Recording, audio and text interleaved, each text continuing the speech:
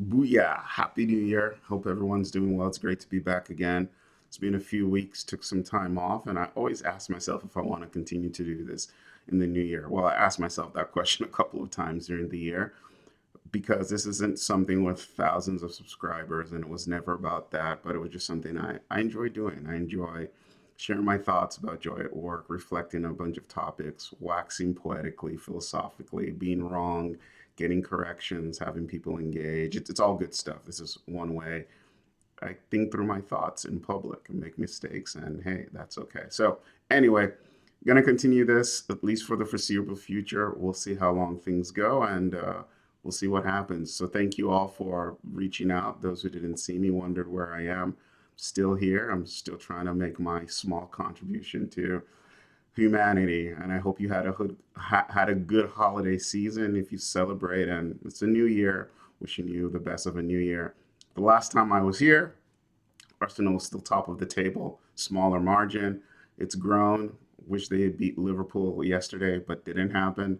But we didn't lose, so hey, we'll take that. So go Gunners and North London forever. With that, we're going to just continue on this topic of formation. This is something that's really just something I've been wrestling with over the last couple of months, and it's something I'm committed to talking through and thinking through because I really think many of us, including myself, often lose sight of how our workplaces are shaping us and are forming us, and we're so focused on the things we bring to the org, to the workplace.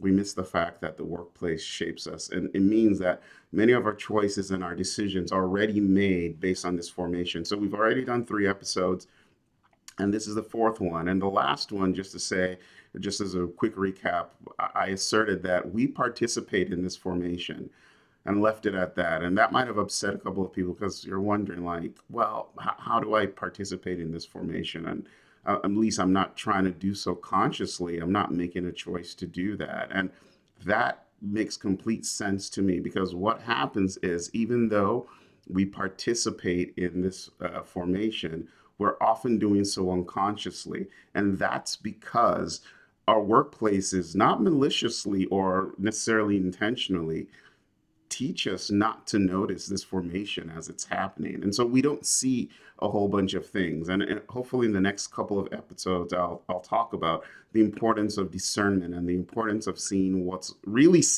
going on. But it happens that we're often not aware of what's happening to us and what we are co-creating with others. We're just doing it ignorantly. This happens in life all the time, and it happens in the workplace as well. And you say, but why don't we notice this? Why don't I notice this? Well, one reason is for the most part, we're always so busy. On to the next thing. Speed is what matters. Think about it. Like, how many times have people asked you for a decision almost immediately?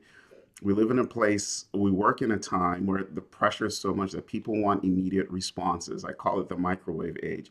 You can't reflect and think about things, or how metrics like override any form of judgment. So when people just see a dashboard, they jump to conclusions without having any conversations.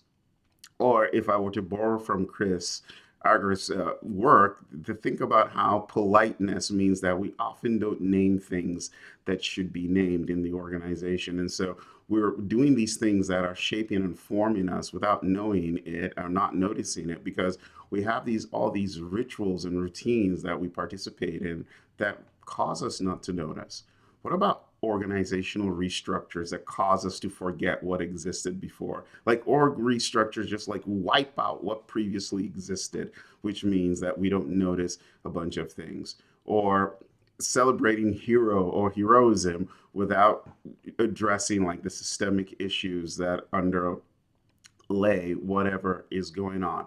So the long and short of it here is there are so many things that happen in the workplace that train us not to notice our participation in our formation and our formation that really doesn't help us grow, doesn't really help us thrive. And it's important that we pause, that we have the discernment to see these things. But we can only begin to see these things when we begin to notice the things that we participate in that cause us not to notice. That's a lot there, but it's understanding what is causing us not to see the things we should see, that is important. So the pressure, the busyness, the incentives, the organizational restructures, the metrics, none of these things are not necessarily bad, but when they are all that is, they definitely obscure and prevent us from seeing other things we could be seeing. So think about it.